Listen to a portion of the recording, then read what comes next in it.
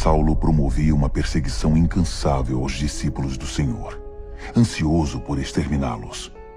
Ele solicitou ao sacerdote principal ordens de prisão para apresentar às sinagogas de Damasco. Assim, caso encontrasse ali alguém que pertencesse ao caminho, mulher ou homem, poderia prendê-los e levá-los a Jerusalém. Ele partiu. Já pelas redondezas de Damasco, foi surpreendido por um raio de luz que o cegou. Ele caiu ao chão e ouviu uma voz. Saulo, Saulo, por que você me persegue? Ele perguntou. Quem és, Senhor? Sou Jesus, aquele que você persegue. Quero que se levante e entre na cidade. Ali receberá instruções sobre o que fazer depois. Seus companheiros ficaram desnorteados, porque podiam ouvir o som, mas não viam ninguém. Quando se levantou, Saulo percebeu que havia ficado cego. Eles tiveram de levá-lo a Damasco pela mão. Ele continuou cego por 3 dias e durante esse tempo não comeu nem bebeu nada. Havia um discípulo em Damasco chamado Ananias, e o Senhor lhe disse numa visão: Ananias. Sim, Senhor, ele respondeu. Levante-se e vá à rua direita. Quando chegar à casa de Judas, pergunte por um homem de Tarso. Seu nome é Saulo. Ele está lá orando. Acabou de ter um sonho em que viu um homem chamado Ananias entrar na casa e impor as mãos sobre ele para que pudesse enxergar outra vez. Ananias protestou. Senhor, não pode ser. Todos falam desse homem e das coisas terríveis que tem feito, do terror que causa contra o povo do Senhor em Jerusalém. E agora ele está aqui com documentos do sacerdote principal que o autorizam a fazer o mesmo conosco. Mas o Senhor disse: Não discuta. Eu o escolhi como meu representante pessoal entre judeus, outros povos e reis. E agora estou prestes a mostrar a ele o que o aguarda, o sofrimento que acompanhará a tarefa. Ananias obedeceu, achou a casa, impôs as mãos sobre Saulo e disse: Irmão Saulo, o Senhor me enviou, o mesmo Jesus que apareceu quando você vinha para cá. Ele me enviou para que você volte a enxergar e seja cheio do Espírito Santo. Mal o discípulo acabou de falar, algo semelhante a escamas caiu dos olhos de Saulo, e ele estava enxergando de novo.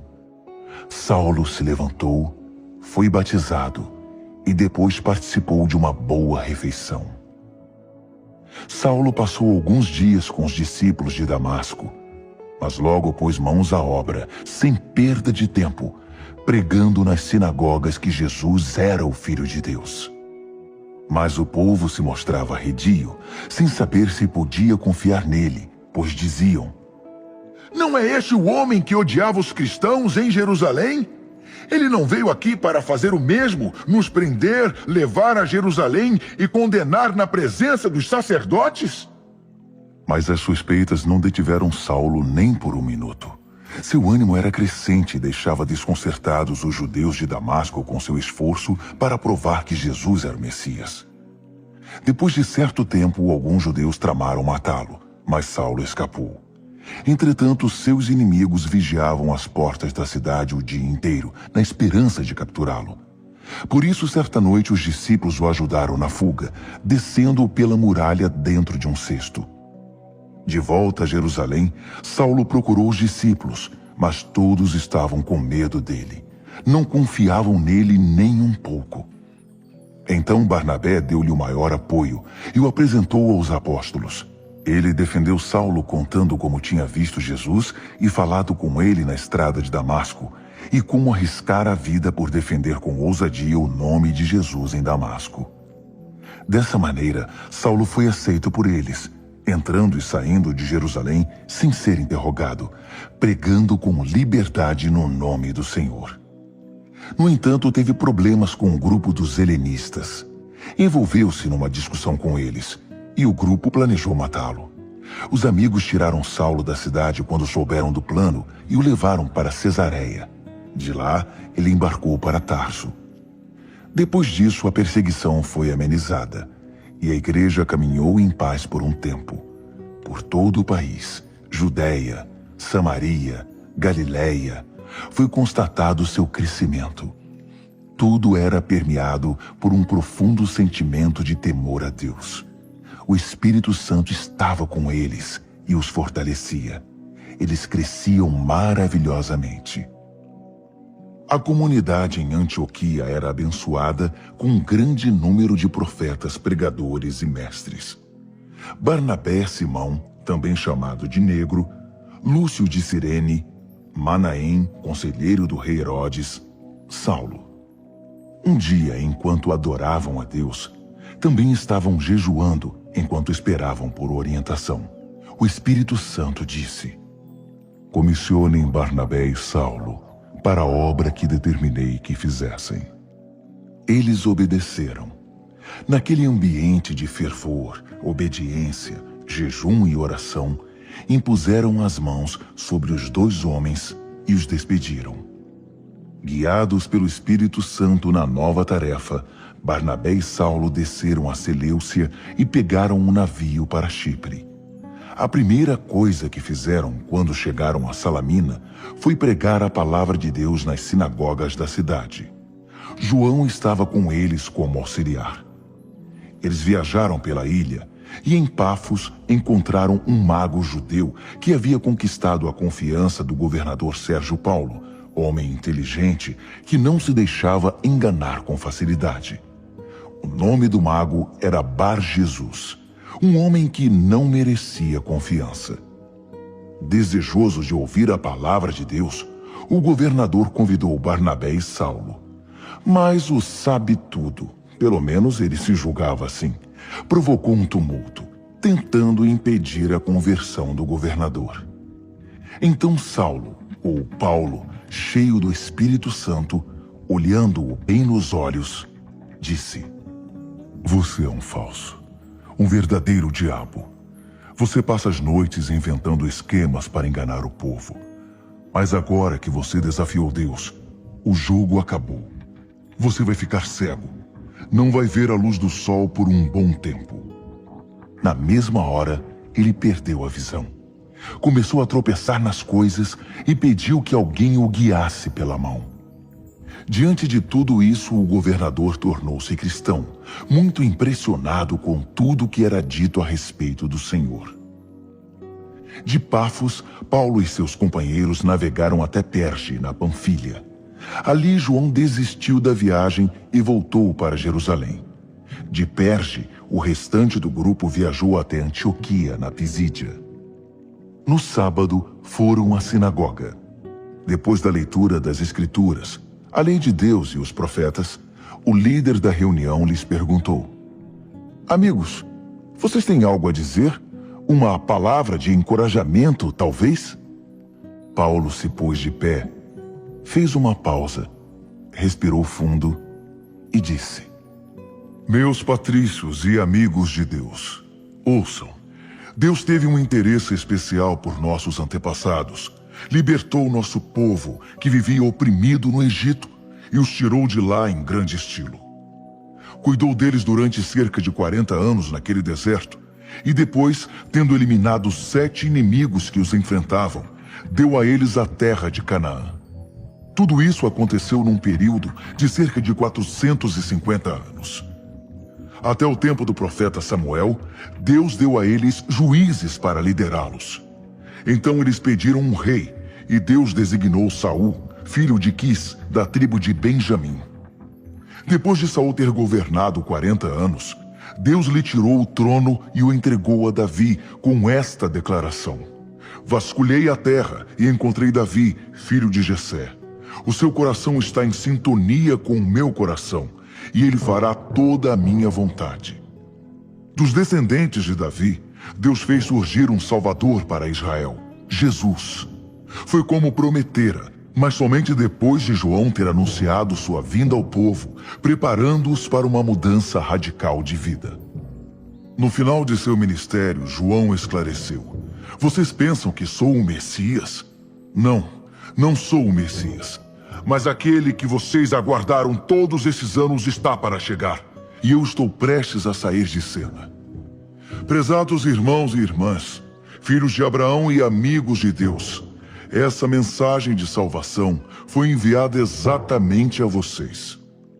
O povo e os líderes de Jerusalém não o reconheceram como Messias e o condenaram à morte. Mesmo sem encontrar um bom motivo, exigiram que Pilatos o executasse. Eles fizeram apenas o que os profetas disseram que fariam, mas não tinham ideia de que estavam seguindo ao pé da letra o que os profetas haviam previsto. Embora os escritos desses profetas fossem lidos todos os sábados nas sinagogas que eles frequentavam. Depois de terem feito tudo o que os profetas haviam previsto, eles o tiraram da cruz e o sepultaram. Deus então o ressuscitou dos mortos. Não há dúvida, ele apareceu várias vezes e em vários lugares aos que o haviam acompanhado por anos na Galileia. E essas pessoas continuam a dar testemunho de que ele está vivo. Agora, estamos hoje aqui trazendo a boa notícia a vocês. A mensagem que Deus prometeu aos pais tornou-se real para os filhos, para nós. Ele ressuscitou Jesus exatamente como está escrito no Salmo 2. Meu filho, meu próprio filho, hoje eu o celebro. Quando ele o levantou dos mortos, fez isso de modo definitivo. Ele não vai voltar a morrer e se decompor, porque Isaías afirmou: vou dar a todos vocês as bênçãos prometidas a Davi. Essa é também a oração do salmista. Tu não vais deixar que teu santo se decomponha e apodreça. Depois de cumprir a missão para a qual Deus o designou, Davi morreu e está sepultado há muito tempo, e seu corpo se decompôs. Mas aquele que Deus ressuscitou não se decompôs. Quero que vocês saibam, meus prezados, que é por causa do Jesus ressuscitado que o perdão dos pecados pode ser prometido a vocês. Ele realiza, naqueles que creem, tudo o que a lei de Moisés nunca pôde realizar. Mas qualquer um que crê no Jesus ressuscitado é declarado bom e justo diante de Deus. Não façam pouco caso do que estou dizendo. Não queiram que a palavra do profeta se aplique a vocês. Cuidado, cínicos. Olhem bem. Observem o mundo de vocês se despedaçar. Vou fazer algo bem diante dos seus olhos em que vocês não vão acreditar, ainda que estejam vendo.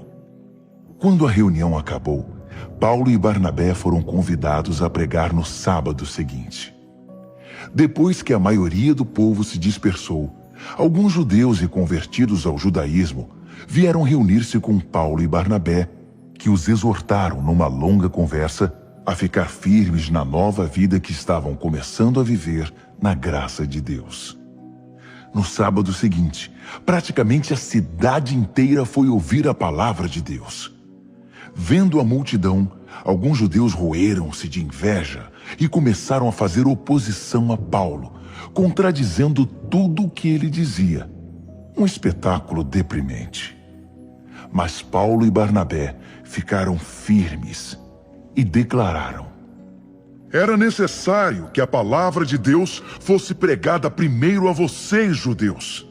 Mas como vocês não querem nada com ela, deixando claro que não abrem o coração para a vida eterna, a porta está aberta aos de fora.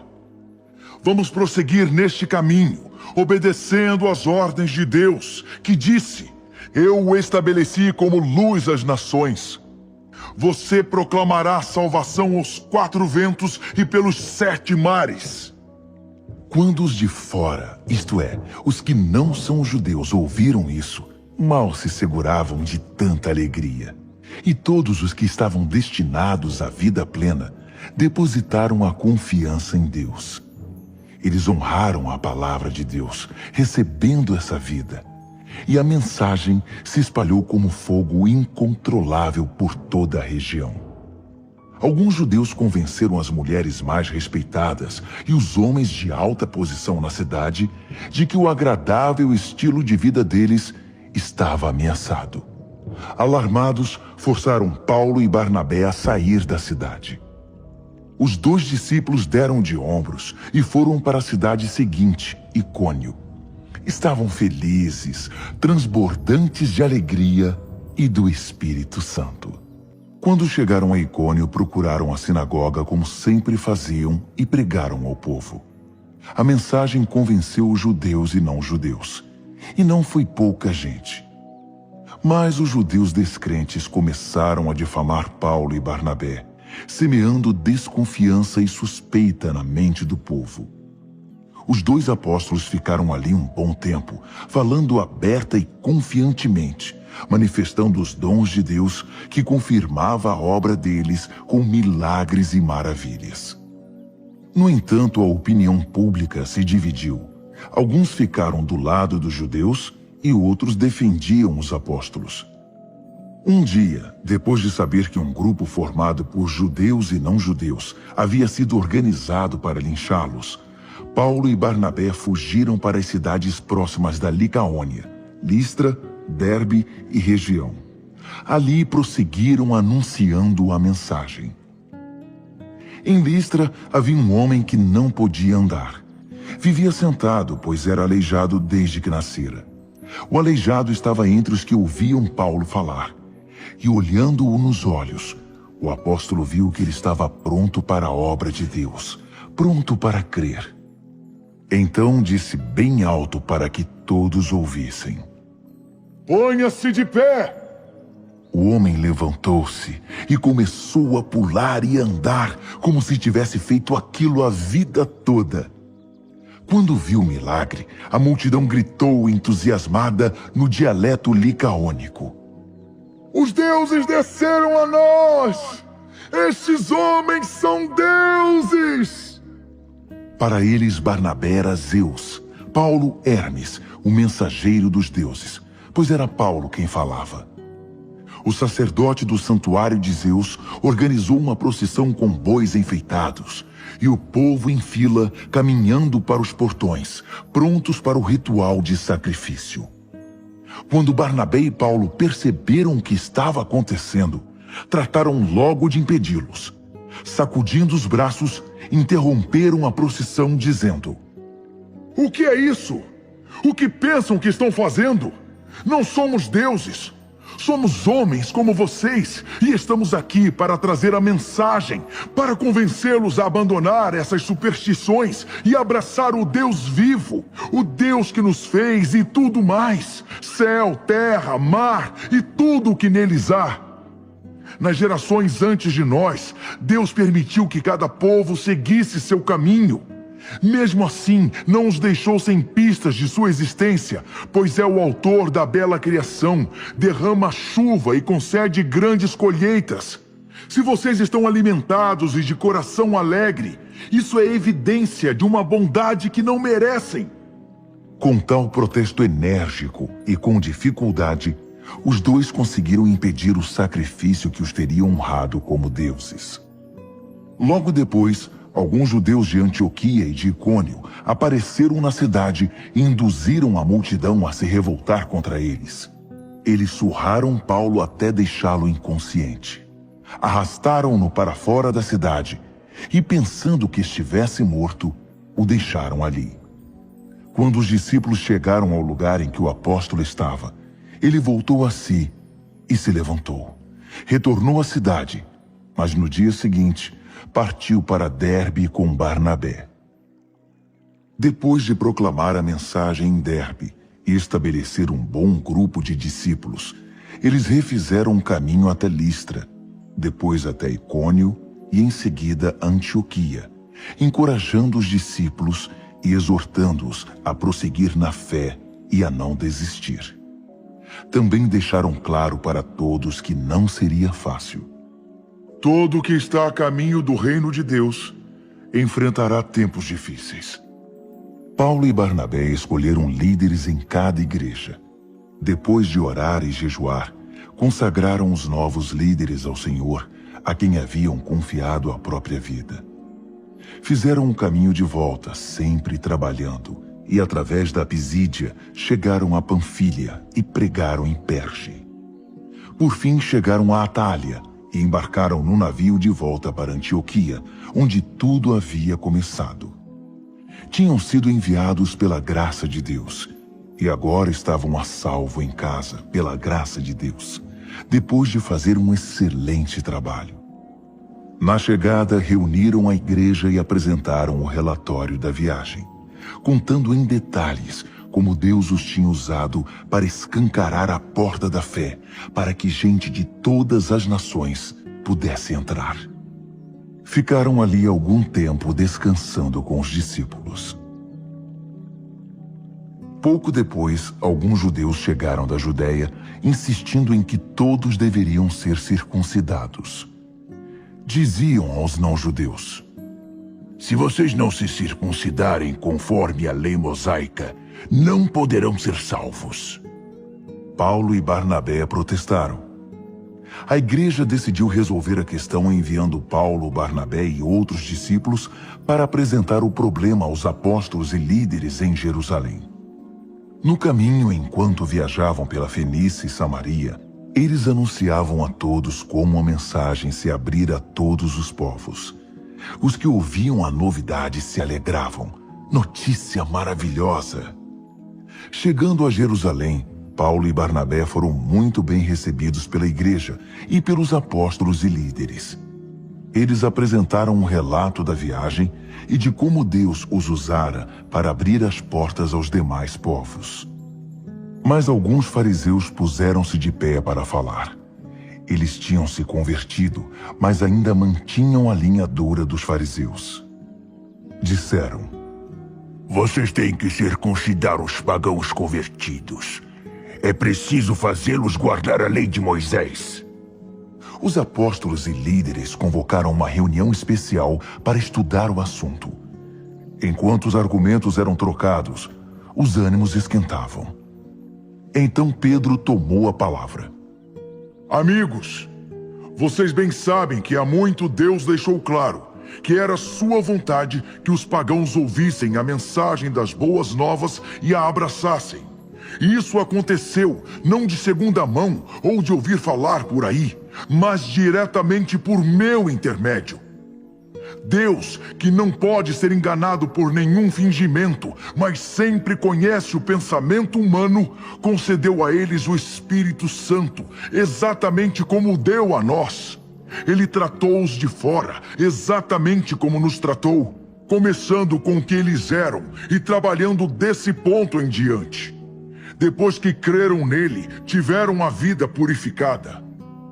Então, por que vocês agora provocam Deus, oprimindo os novos convertidos com regras que oprimiram nossos antepassados e a nós também? Acreditamos que somos salvos pelo que o Senhor Jesus, por sua pura graça, maravilhosamente fez por nós, e também pelos que não são da nossa nação. Por que estamos discutindo então? Houve um silêncio geral. Ninguém dizia uma palavra. Nesse ambiente, Barnabé e Paulo relataram os milagres e as maravilhas que Deus havia feito nas outras nações pelo ministério deles. O silêncio agora era total. Não se ouvia um pio. Foi aí que Tiago quebrou o silêncio. Amigos, ouçam! Simão nos lembrou que Deus, desde o princípio, deixou claro que os não-judeus seriam incluídos no seu plano. Isso está em perfeita harmonia com as palavras dos profetas. Depois disso eu voltarei, reconstruirei a casa arruinada de Davi. Vou refazer tudo, eu a farei como nova outra vez. Então, os outros povos que procuram vão encontrar, eles terão um lugar para ir. Todos os povos pagãos estão incluídos na obra que farei. Deus prometeu isso, e agora está fazendo. Não é um pensamento novo. Ele sempre quis que fosse assim. Por isso, esta é a minha decisão. Não vamos impor um peso desnecessário sobre os não-judeus que se convertem ao Senhor. Vamos escrever uma carta com estes dizeres: não se envolvam com nenhum tipo de idolatria, guardem a pureza moral no sexo e no casamento, não sirvam comida ofensiva aos judeus cristãos, como é o caso do sangue e da carne ritualmente impura. Essa é a essência da lei de Moisés, pregada e honrada há séculos todos os sábados, em todas as cidades que habitamos. Todos concordaram. Apóstolos, líderes, todos os presentes. Eles escolheram Judas, também chamado Barsabás, e Silas, ambos muito respeitados na igreja, e os enviaram na companhia de Paulo e Barnabé com esta carta. Dos apóstolos e líderes, amigos de vocês, aos nossos amigos em Antioquia, Síria e Cilícia, saudações. Ouvimos falar que alguns homens das nossas igrejas procuraram vocês com ideias que os confundiram e entristeceram. Esclarecemos que eles não foram autorizados por nós. Nós não os enviamos. Concordamos agora, unanimemente, em escolher representantes e enviá-los a vocês com nossos bons amigos Barnabé e Paulo. Escolhemos homens confiáveis como Judas e Silas. Eles enfrentaram a morte várias vezes por causa do nosso Senhor Jesus Cristo. Nós os enviamos para confirmar, num encontro face a face com vocês, o que registramos por escrito. Pareceu bem ao Espírito Santo e a nós que vocês não fossem entristecidos por nenhum peso. Acatem apenas estas exigências básicas. Não se envolvam com nenhum tipo de idolatria. Não sirvam comida ofensiva aos judeus cristãos, como é o caso do sangue e da carne ritualmente impura. E guardem a pureza moral no sexo e no casamento. Essas orientações são suficientes para que sejam mantidas relações agradáveis entre nós. Deus seja com vocês. Assim eles foram para Antioquia. Na chegada, reuniram a igreja e leram a carta. O povo ficou aliviado e satisfeito. Judas e Silas, bons pregadores, fortaleceram os novos irmãos com palavras de encorajamento e esperança. Na hora de ir para casa, os novos amigos se despediram deles com alegria e muitos abraços. Dessa maneira, voltaram para informar o resultado da missão aos que tinham enviado. Paulo e Barnabé permaneceram em Antioquia, ensinando e pregando a palavra de Deus. Mas não estavam sozinhos. Já havia muitos mestres e pregadores na época em Antioquia. Depois de alguns dias, Paulo disse a Barnabé: "Vamos voltar e visitar todos os nossos amigos em cada uma das cidades em que pregamos a palavra de Deus. Vamos ver como eles estão." Barnabé queria levar João, também chamado Marcos, mas Paulo não concordou. Não queria levar alguém que desistira com facilidade, que na primeira dificuldade os abandonou na Panfilha. Os ânimos se exaltaram e, por fim, eles seguiram caminhos separados. Barnabé navegou com Marcos para Chipre. Paulo escolheu Silas e, recomendados pelos amigos à graça do Senhor, rumou para a Síria e a Cilícia, a fim de levar uma palavra de ânimo àquelas comunidades.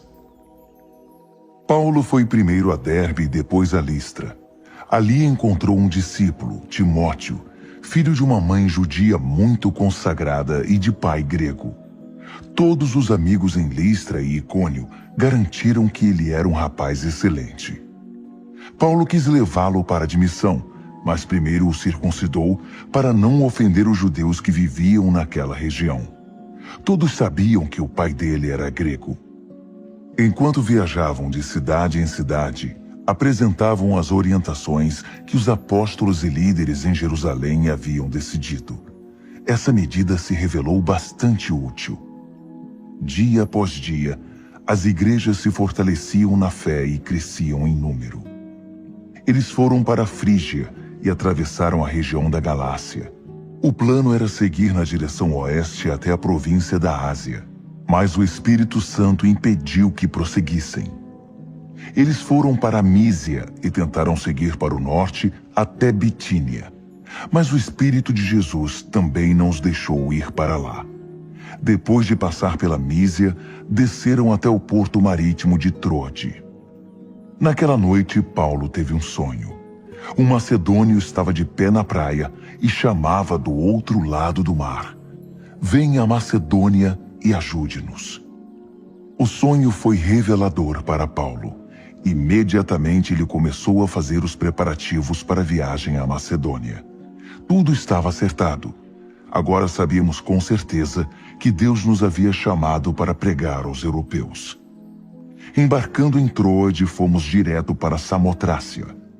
No dia seguinte, chegamos a Neápolis e fomos de lá até Filipos, a cidade principal daquela parte da Macedônia e muito importante, uma colônia romana. Ficamos ali vários dias. No sábado, deixamos a cidade e fomos ao rio, informados de que havia uma reunião de oração nesse lugar. Conversamos com as mulheres que se reuniam ali. Uma delas, chamada Lídia de Tiatira, era negociante de tecidos caros e conhecida por ser mulher consagrada a Deus. Enquanto ouvia com atenção o que era dito, o Senhor lhe abriu o coração e ela creu. Depois que foi batizada, com todos os de sua casa, ela, num gesto de hospitalidade, nos convidou: "Se vocês confiam que sou uma de vocês e que creio no Senhor, venham para minha casa e sejam meus hóspedes." Nós até hesitamos, mas ela não aceitaria um não como resposta. Depois disso, num outro dia, a caminho do lugar de oração, uma escrava ficou andando atrás de nós. Ela tinha um espírito de adivinhação e havia ganhado muito dinheiro para seus donos. Ela começou a seguir Paulo por toda parte, chamando a atenção de todos para nós. Estes homens servem o Deus Altíssimo!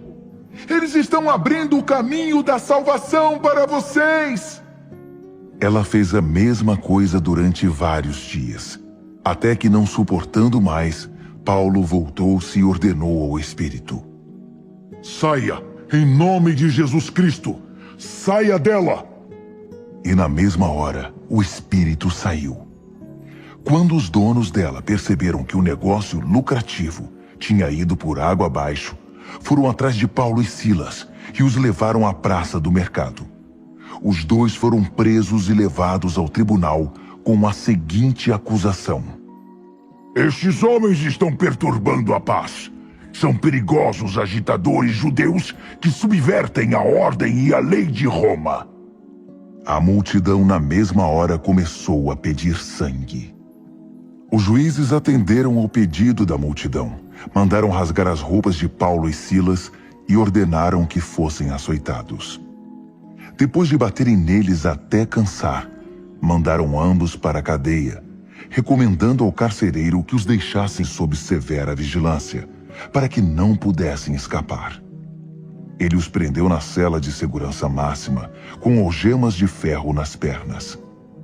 Por volta da meia-noite, Paulo e Silas oravam e cantavam fervorosamente a Deus.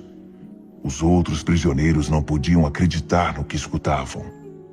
Foi quando, de repente, aconteceu um terremoto. A cadeia inteira tremeu. Todas as portas se abriram e os prisioneiros ficaram livres. Nisso, o carcereiro acordou e viu todas as portas da prisão abertas. Pensando que todos os prisioneiros tivessem escapado, sacou da espada e estava prestes a cometer suicídio, imaginando que seria morto de qualquer maneira. Mas Paulo gritou: "Não faça isso! Estamos todos aqui! Ninguém fugiu!" Então o carcereiro pegou uma tocha e entrou. Trêmulo, caiu diante de Paulo e Silas. Ele os levou para fora e perguntou: "Senhores, que devo fazer para ser salvo, para viver de verdade?"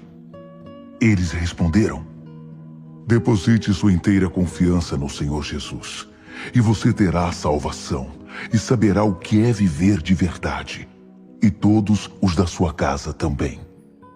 Eles contaram a história do Senhor em detalhes. Toda a família estava reunida agora. Ninguém quis dormir naquela noite. O carcereiro os deixou à vontade e cuidou dos ferimentos deles. Ele nem pôde esperar amanhecer e foi logo batizado com toda a família. Depois ofereceu uma refeição em sua casa. O clima era de festa, uma noite para ninguém esquecer. Ele e sua família creram em Deus e todos na casa participaram da celebração. Ao raiar do dia, os juízes enviaram oficiais de justiça com a seguinte ordem: libertem esses homens. O carcereiro deu a notícia a Paulo. Os juízes mandaram dizer que vocês estão livres para seguir o caminho de vocês. Estão livres. Vão em paz.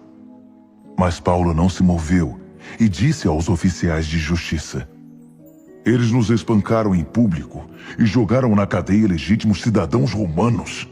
Agora querem resolver a situação por baixo dos panos? Nada disso. Se nos querem tirar daqui, que venham eles mesmos e nos libertem à vista de todos. Os oficiais de justiça deram o recado, e os magistrados entraram em pânico, porque não imaginavam que Paulo e Silas fossem cidadãos romanos. Eles correram para lá, apresentaram suas desculpas e pessoalmente os acompanharam, implorando que saíssem da cidade pacificamente. Depois que saíram da cadeia, Paulo e Silas foram para a casa de Lídia, a fim de rever os amigos e encorajá-los na fé. Só então seguiram caminho. Pegando a estrada para o sul, através de Anfípolis e Apolônia, chegaram a Tessalônica, onde havia uma comunidade de judeus. Paulo dirigiu-se à sinagoga, como sempre fazia quando chegava a uma cidade, e por 3 sábados seguidos ensinou as Escrituras ao povo. Explicou a eles vários textos, de modo que finalmente entenderam o que tinham lido a vida toda: que o Messias tinha de ser morto e ressuscitado dos mortos. Não havia alternativa, e que esse Jesus que apresento é o Messias. Alguns se convenceram e se uniram a Paulo e Silas, entre eles muitos gregos que criam no Deus único e um número considerável de mulheres da aristocracia. Mas os judeus de linha dura ficaram furiosos com as conversões. Loucos de inveja, reuniram um grupo de arruaceiros e uma turba terrível. Aterrorizando a cidade, avançaram contra Paulo e Silas. Eles invadiram a casa de Jason, pensando que Paulo e Silas estavam hospedados ali. Como não os encontraram, agarraram Jason e seus amigos e os arrastaram à presença das autoridades da cidade, gritando como loucos. Esta gente quase destruiu o mundo e agora está aqui, na porta da nossa casa, atacando tudo a que damos valor. E Jason os está escondendo. Estes vira-casacas e traidores dizem que Jesus é rei e que César não é nada. As autoridades da cidade e a multidão ficaram alarmadas com o que ouviram. Assim, impuseram uma fiança pesada sobre Jason e depois o libertaram, enquanto investigavam as acusações. Naquela noite, no meio da escuridão, os amigos de Paulo e Silas os tiraram da cidade. Eles foram enviados a Bereia, onde mais uma vez se misturaram à comunidade judaica.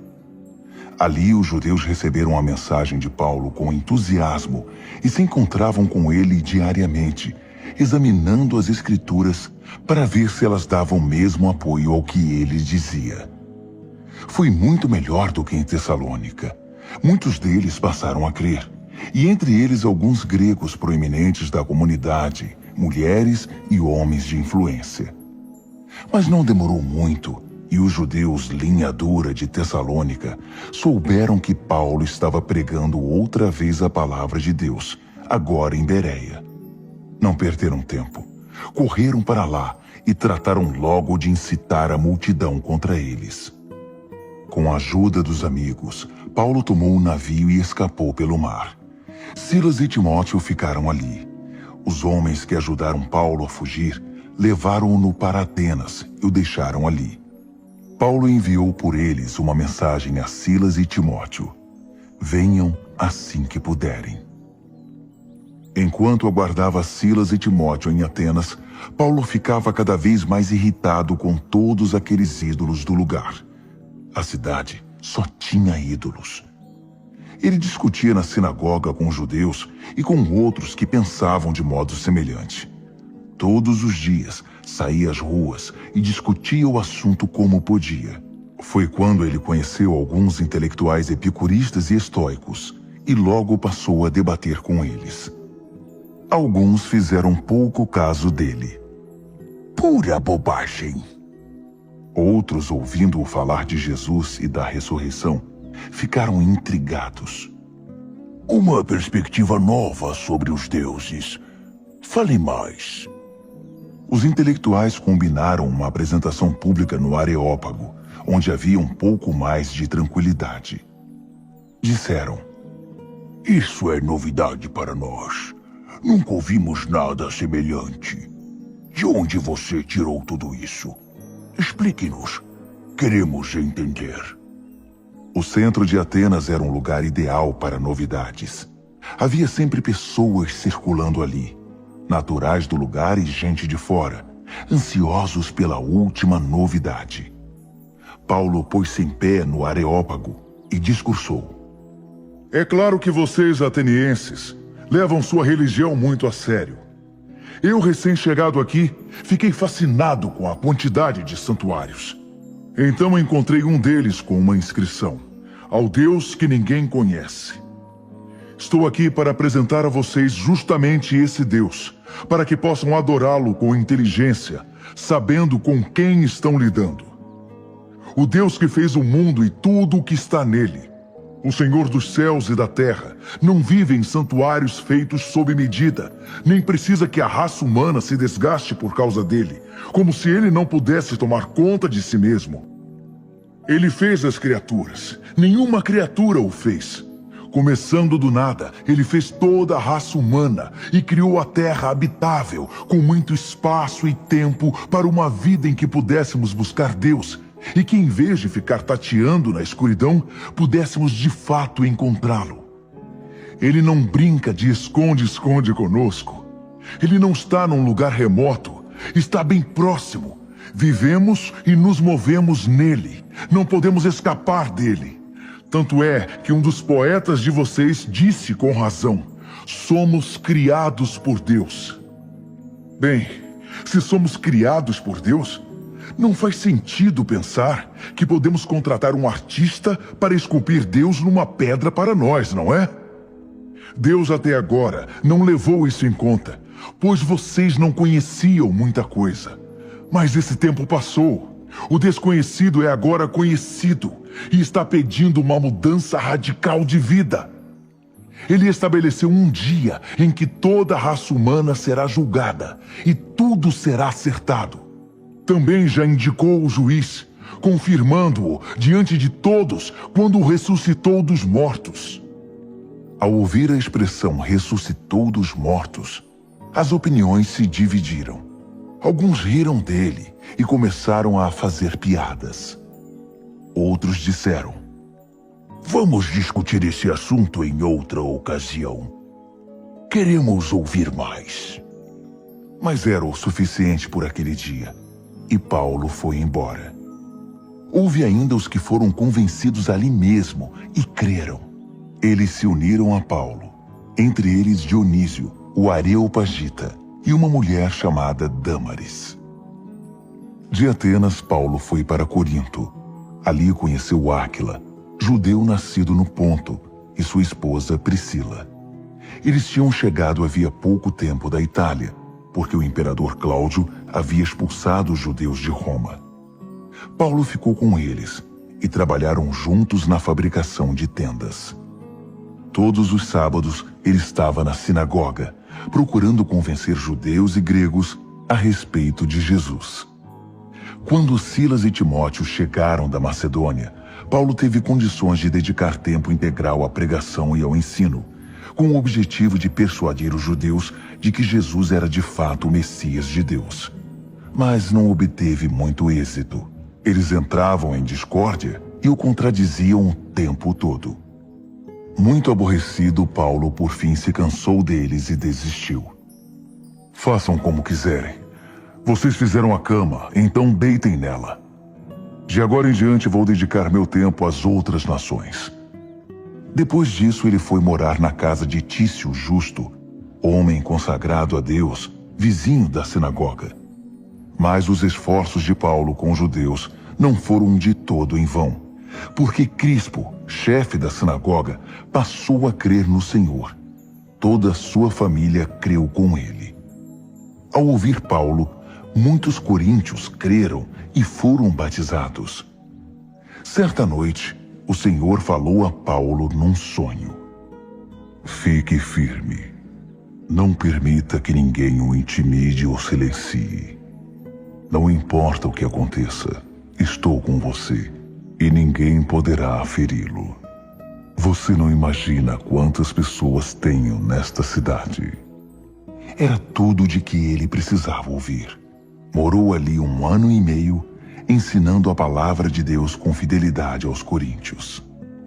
Mas quando Gálio se tornou governador da província da Acaia, os judeus instigaram uma campanha contra Paulo. Levaram-no ao tribunal e o acusaram. Este homem está levando o povo a realizar cultos ilegais. Paulo estava prestes a se defender, quando Gálio o interrompeu e disse aos judeus: se isso fosse um caso de conduta criminosa, eu os ouviria de bom grado. Mas isso está me parecendo mais uma rixa entre judeus, uma disputa interminável sobre questões religiosas.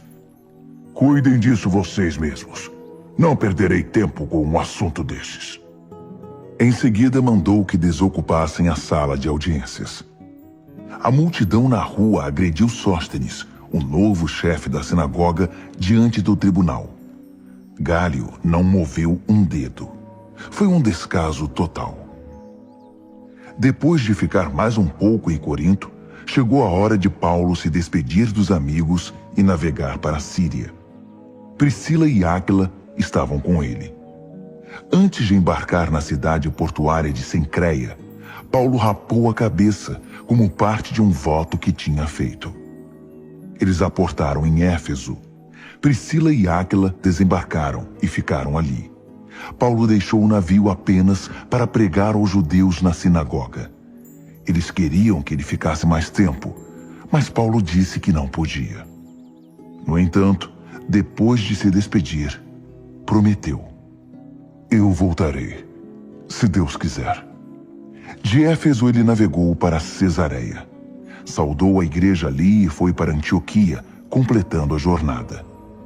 Depois de passar um tempo considerável com os cristãos de Antioquia, Paulo partiu outra vez, agora para a Galácia e a Frígia, refazendo a antiga rota, cidade após cidade, sempre encorajando os discípulos. Foi então que um homem chamado Apolo apareceu em Éfeso. Ele era judeu nascido em Alexandria, no Egito, orador muito capaz, eloquente e excelente pregador. Conhecia bem o caminho do Senhor e era cheio de entusiasmo. Seu ensino a respeito de Jesus era preciso até certo ponto, pois ele só conhecia o batismo de João. Priscila e Áquila o ouviram quando ele pregou com poder na sinagoga. Depois o chamaram à parte e o deixaram a par do restante da história. Apolo decidiu seguir caminho até a província da Acaia. Os amigos de Éfeso deram sua bênção e escreveram uma carta de recomendação, na qual pediam que ele fosse recebido de braços abertos. A boa recepção foi recompensada. Apolo revelou ser um grande auxílio para os convertidos pela imensa graça de Deus. Ele era muito bom no debate público com os judeus, pois apresentava provas convincentes pelas Escrituras de que Jesus era de fato o Messias de Deus. Enquanto Apolo estava em Corinto, Paulo seguiu caminho pelas montanhas e chegou a Éfeso, onde encontrou alguns discípulos. Assim que ali chegou, perguntou a eles: vocês receberam o Espírito Santo quando creram? Vocês o acolheram no coração? Ele está mesmo em vocês? Nunca nem ouvimos falar de Espírito Santo. Deus dentro de nós? Como foi então que vocês foram batizados? Perguntou Paulo. No batismo de João, responderam. Paulo disse: Isso explica tudo. João pregou um batismo de mudança radical de vida para que o povo pudesse estar pronto para receber aquele que viria depois dele, Jesus. Se vocês foram batizados no batismo de João, agora estão preparados para o que realmente importa, Jesus. E eles estavam. Assim que ouviram isso, foram batizados no nome do Senhor Jesus. Paulo impôs-lhes as mãos sobre a cabeça, e o Espírito Santo veio sobre eles. E louvavam a Deus em línguas, e falavam a respeito dos atos de Deus. Havia cerca de 12 pessoas ali naquele dia. Em seguida, Paulo foi para a sinagoga. Ficou na cidade 3 meses, trabalhando para apresentar a eles o reino de Deus de maneira convincente. Mas começou a surgir resistência por parte de alguns, que começaram a espalhar boatos sobre o estilo de vida cristão. Paulo retirou-se levando os discípulos com ele, e se estabeleceu na escola de Tirano, ministrando aulas diariamente. Fez isso por 2 anos, dando a todos na província da Ásia, judeus e gregos, ampla oportunidade para ouvir a mensagem do Senhor. Deus fez coisas poderosas e incomuns por meio de Paulo. A notícia se espalhou e as pessoas começaram a trazer peças de roupas, lenços, mantas e coisas semelhantes para que tocassem com elas Paulo e depois os doentes. Foi impressionante. Os doentes eram curados e restaurados. Alguns exorcistas judeus itinerantes estavam na cidade e tentaram fazer o que pensavam ser o jogo de Paulo. Mencionavam o nome do Senhor Jesus às vítimas de espíritos malignos, dizendo: Domino você pelo Jesus pregado por Paulo. Os 7 filhos de um tal de Serva, sacerdote principal judeu, tentaram fazer isso com um homem. E o espírito maligno respondeu: Conheço Jesus e já ouvi falar de Paulo. Mas quem são vocês? Então o possesso ficou enlouquecido. Pulou sobre os exorcistas, que levaram uma boa surra e ficaram de roupa rasgada. Nus e sangrando, eles fugiram dali. O fato se tornou conhecido de toda Éfeso, entre judeus e gregos. Espalhou-se a convicção de que Deus estava por trás de tudo aquilo. A curiosidade a respeito de Paulo transformou-se em reverência pelo Senhor Jesus. Muitos dos que creram abandonaram a feitiçaria. Magos e feiticeiras vieram com seus livros de feitiços e fizeram uma fogueira imensa com eles. O valor dos livros chegou a 50.000 moedas de prata. Assim ficou evidente que a palavra do Senhor fora vitoriosa em Éfeso. Depois disso, Paulo decidiu que era tempo de ir para as províncias da Macedônia e da Acaia, e de lá para Jerusalém. Ele disse: Vou para Roma. Preciso ir para lá. Ele enviou 2 de seus assistentes, Timóteo e Erasto, para a Macedônia, mas ficou na Ásia para resolver alguns assuntos. Antes de partir, ocorreu em Éfeso um grande tumulto a respeito do que era conhecido como o Caminho. Certo ourives, Demétrio, chefiava um negócio de manufatura de relicários da deusa Ártemis e empregava muitos artesãos. Ele reuniu seus empregados e outros que lhe prestavam serviços e disse: Homens, vocês sabem que temos um bom negócio aqui e já viram como Paulo se intromete no que fazemos para nos desacreditar, afirmando que não existem deuses feitos por mãos humanas. Muita gente o apoia, não apenas aqui em Éfeso, mas por toda a província da Ásia.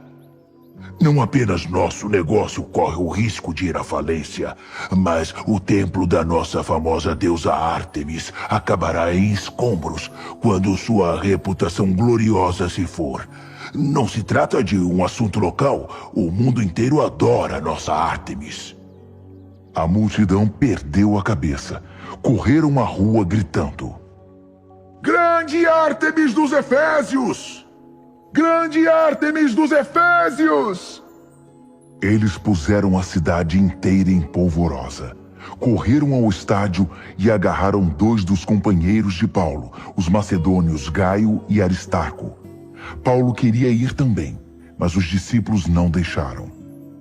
Alguns líderes religiosos de destaque da cidade, simpáticos a Paulo, concordaram.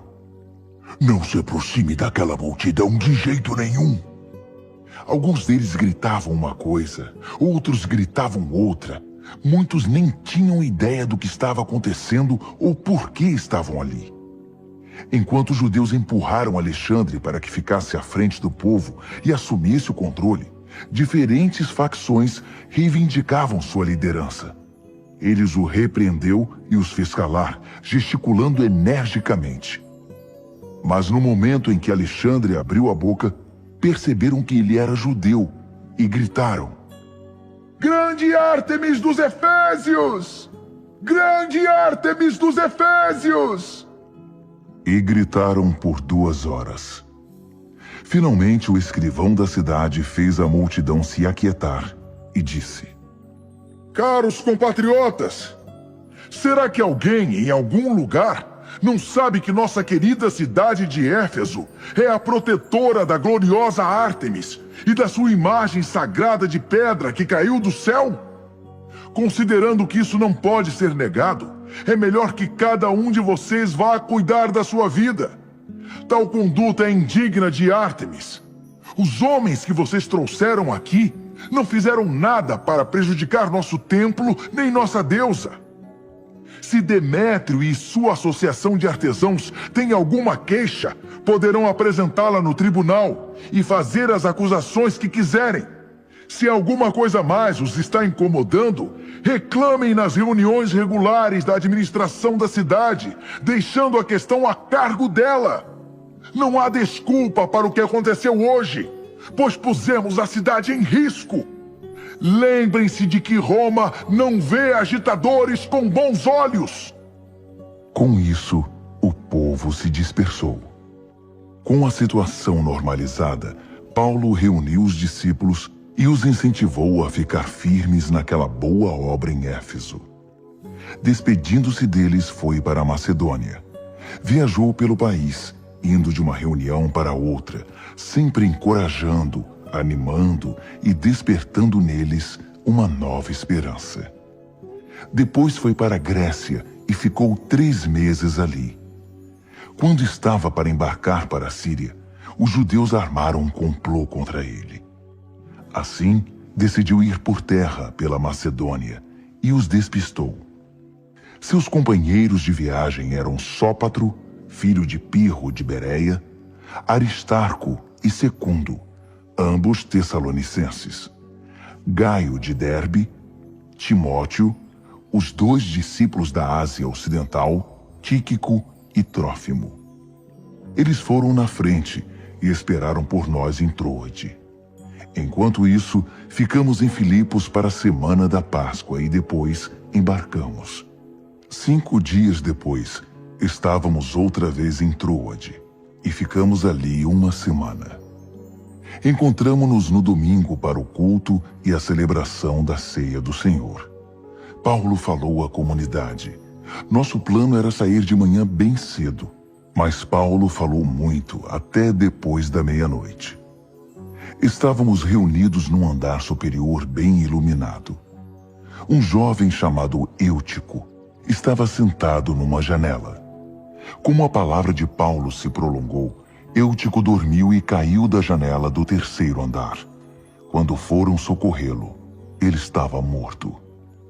Paulo desceu também e sacudiu o rapaz, dizendo: "Nada de choro, ainda há vida nele." Disse isso e subiu para servir a ceia do Senhor. continuou a falar a respeito da fé até a madrugada. Encerrada a reunião, Paulo tomou seu caminho. O rapaz vivo foi com o pessoal da comunidade que estavam muito felizes.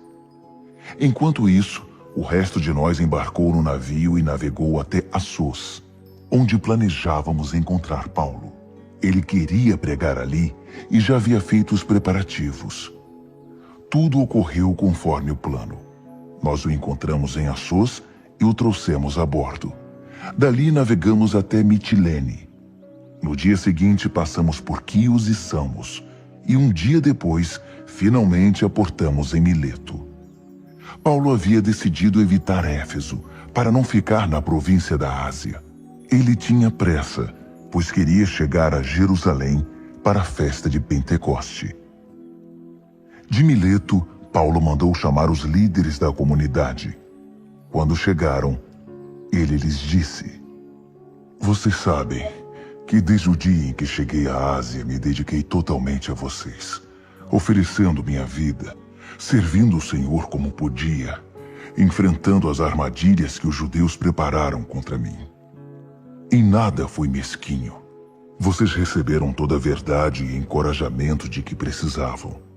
Ensinei em lugares públicos e nos lares, exortando judeus e gregos, sem distinção, a uma mudança radical de vida na presença de Deus e a uma plena confiança em nosso Senhor Jesus. Mas agora há outra realidade urgente diante de mim. Sinto-me impelido a ir a Jerusalém. Não sei em absoluto o que irá acontecer quando chegar lá. Só sei que não será um mar de rosas, pois o Espírito Santo me alertou de que me aguardam sofrimentos e prisões. Mas isso pouco importa. O que mais me interessa é terminar o que Deus começou. A tarefa de que o Senhor Jesus me incumbiu. Fazer que todos com os quais me encontre tomem conhecimento da extraordinária graça de Deus. Portanto, adeus. Vocês não me verão outra vez, nem eu a vocês, com quem tenho trabalhado tanto, proclamando as notícias do inaugurado reino de Deus. Fiz o melhor que pude por vocês. Dei tudo de mim e não escondi nada do que era a vontade de Deus para vocês. Agora é com vocês. Fiquem firmes, por vocês mesmos e pela comunidade. O Espírito Santo os responsabiliza agora por essas ovelhas que são o povo de Deus. Vocês têm o dever de guardá-las e protegê-las.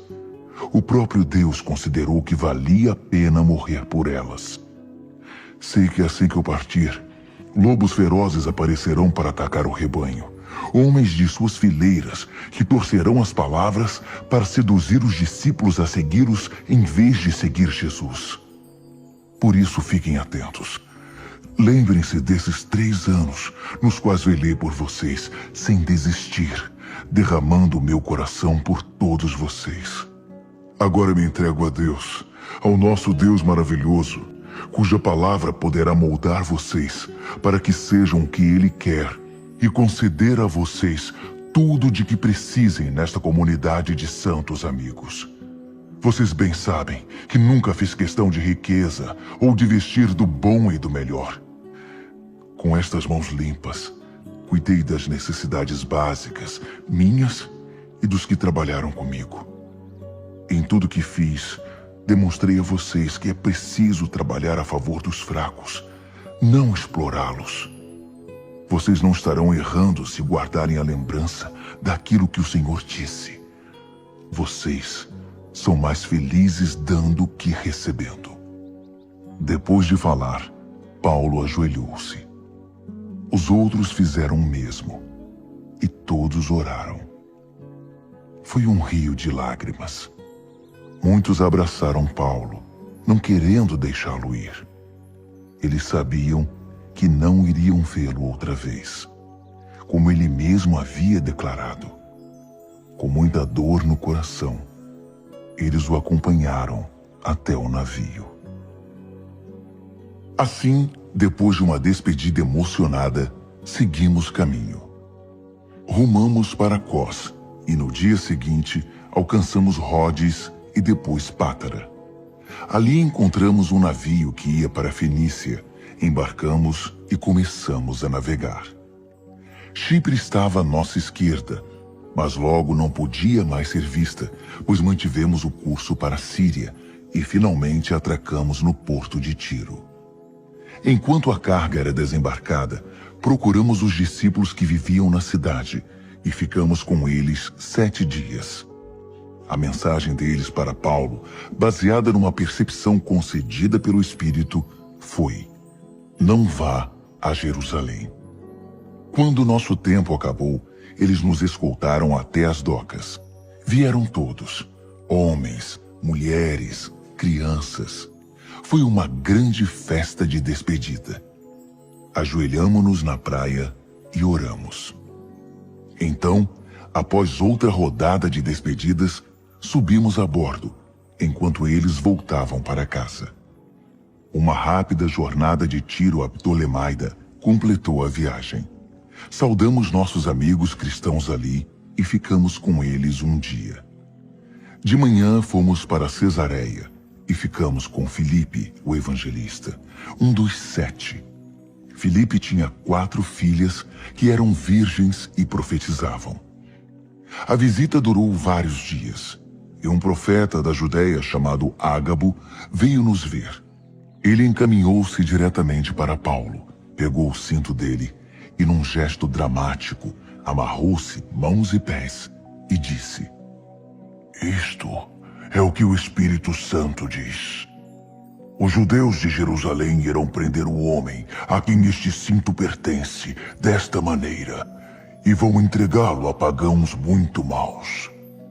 Quando ouvimos isso, todos nós imploramos a Paulo que deixasse de ser teimoso e desistisse da viagem a Jerusalém. Mas ele foi irredutível. Por que tudo isso? Por que todo esse drama, tornando as coisas ainda mais difíceis para mim?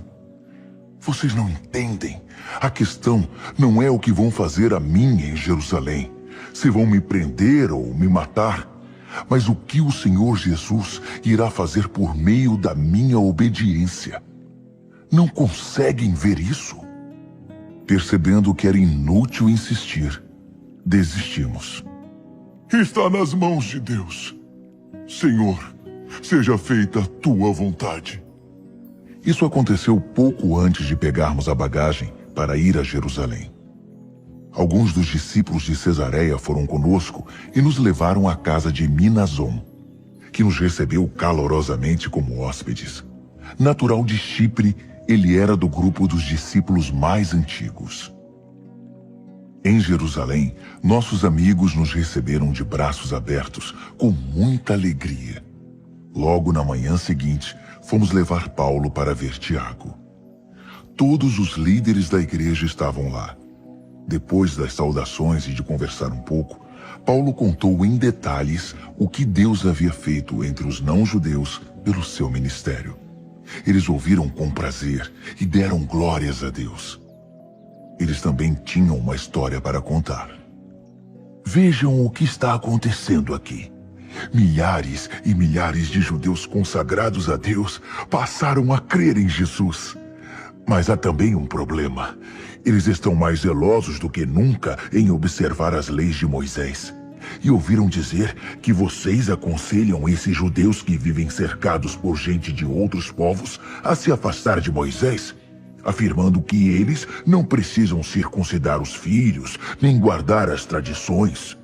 Isso desagradou muito a todos eles.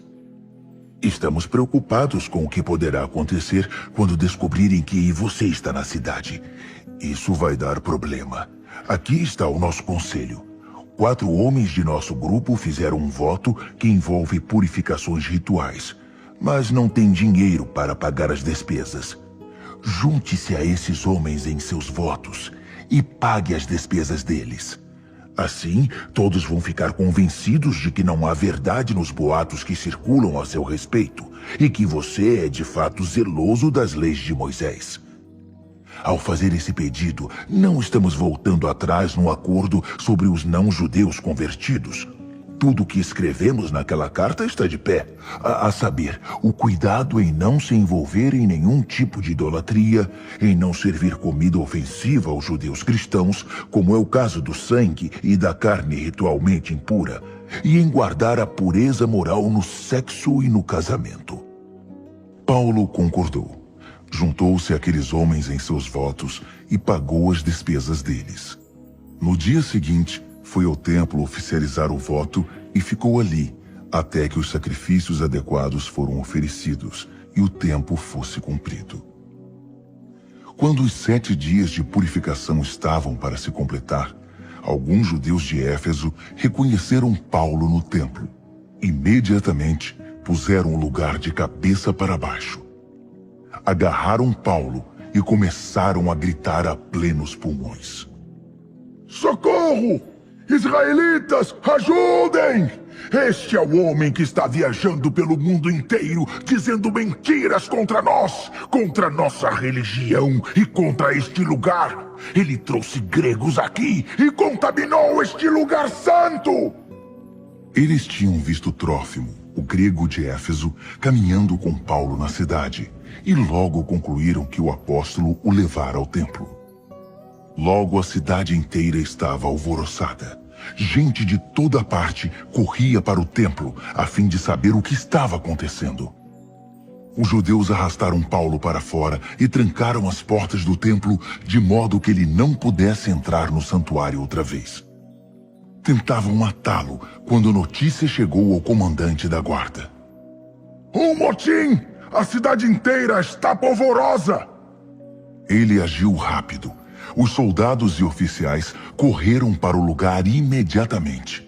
Assim que a multidão viu o comandante e seus soldados, pararam de agredir o apóstolo. O capitão prendeu Paulo, ordenou que ele fosse algemado e depois perguntou quem era e o que tinha feito. Tudo o que ele conseguiu da multidão foi uma gritaria ensurdecedora. Era impossível entender o que diziam. Por isso, decidiu levar Paulo para a fortaleza. Mas ao chegar às escadarias do templo, a multidão se tornou tão violenta que os soldados tiveram de carregar o prisioneiro. Enquanto o transportavam, a multidão ia atrás dele gritando: Mata! Mata! Quando chegaram às escadas, antes de entrar, Paulo disse ao capitão: Posso falar uma coisa? Ele respondeu: Eu não sabia que você falava grego. Pensei que fosse o egípcio que há pouco tempo iniciou uma rebelião aqui e se escondeu no deserto com 4.000 bandidos. Paulo respondeu: Não, eu sou judeu nascido em Tarso. Ainda sou um cidadão daquela cidade influente e tenho um pedido simples. Permita que eu fale à multidão. Em pé na escada, Paulo virou-se e levantou os braços. A multidão silenciou quando ele começou a falar em hebraico. Meus prezados irmãos e pais, ouçam com atenção o que eu vou dizer antes de tirarem conclusões a meu respeito. Quando eles o ouviram falar em hebraico, ficaram ainda mais quietos. Ninguém queria perder uma palavra. Ele prosseguiu: Sou um bom judeu, nascido em Tarso, na província da Cilícia, mas educado aqui em Jerusalém sob o olhar exigente do rabino Gamaliel, instruído com rigor em nossas tradições religiosas. Além disso, sempre me dediquei sinceramente a Deus até o dia de hoje. Eu perseguia qualquer um que tivesse ligação com o caminho. Agia com violência, disposto a matar por causa de Deus. Persegui homens e mulheres e lancei muita gente na prisão. Se tem alguma dúvida, perguntem ao sacerdote principal ou a qualquer membro do concílio. Eles me conhecem muito bem. Certa vez, fui até nossos irmãos de Damasco, munido de documentos oficiais que me autorizavam caçar os seguidores de Jesus que viviam lá, prendê-los e trazê-los de volta a Jerusalém para serem sentenciados. Quando eu me aproximava de Damasco, por volta do meio-dia, uma luz intensa brilhou do céu e caí ao chão, confuso. Então, ouvi uma voz: Saulo, Saulo, por que você me persegue? Quem és, Senhor? Perguntei. Ele disse, eu sou Jesus, o Nazareno, a quem você está perseguindo. Meus companheiros viram a luz, mas não ouviram a conversa. Então eu disse, Senhor, o que devo fazer? E ele disse, levante-se e vá a Damasco. Ali será dito tudo o que você deve fazer. Entramos em Damasco, mas não foi nada como eu tinha planejado. Eu estava cego e meus companheiros tiveram de me guiar pela mão. Encontrei-me com Ananias, homem de reputação excelente, observador das nossas leis. A comunidade judaica de Damasco pode confirmar. Ele me deu o maior apoio e disse, volte a ver. Olhei e logo eu estava olhando para ele. Eu estava enxergando outra vez. Ele disse, o Deus dos nossos antepassados escolheu você para ser parte do seu plano. Você acabou de ver o justo inocente e o ouviu falar. Você será uma testemunha muito importante do que viu e ouviu. Levante-se, seja batizado e purificado dos seus pecados e conheça Deus pessoalmente. Pois bem, aconteceu tudo como Ananias disse. Mais tarde eu estava de volta a Jerusalém, orando um dia no templo, meio confuso na presença de Deus. E vi o justo inocente de Deus. Ele me disse, depressa, saia daqui o mais rápido que puder. Nenhum judeu em Jerusalém vai aceitar o que você diz a meu respeito. No início questionei, mas quem tem melhores credenciais? Todos sabem que eu era obcecado por caçar quem te seguisse. E eu os agredia nas sinagogas e os jogava na cadeia. E quando Estevão, tua testemunha, foi assassinado, eu estava lá, segurando a capa dos assassinos. Agora eles me veem como convertido. Quem melhor do que eu para falar agora? Mas ele disse, não discuta, vá. Eu o envio aos outros povos. Será uma longa jornada. O povo ouviu com atenção até esse ponto, mas perderam o controle e começaram a gritar. Matem-no! Fora! Acabem com ele! Eles sacudiam os punhos e gritavam maldições. Foi quando o comandante interferiu e ordenou que Paulo fosse levado à fortaleza. Ficou chocado e decidiu interrogar Paulo sob tortura, para descobrir o que ele havia feito para provocar tanta violência. Enquanto o amarravam com tiras de couro, preparando-o para o açoitamento, Paulo perguntou ao centurião que assistia a tudo. Não é ilegal torturar um cidadão romano sem um julgamento justo? Ao ouvir a pergunta, o centurião foi reclamar com o comandante da guarda. Você percebe o que fez? Este homem é cidadão romano. O comandante foi confirmar. O que eu vi é verdade? Você é cidadão romano? Paulo respondeu. Claro que sim. O comandante ficou impressionado.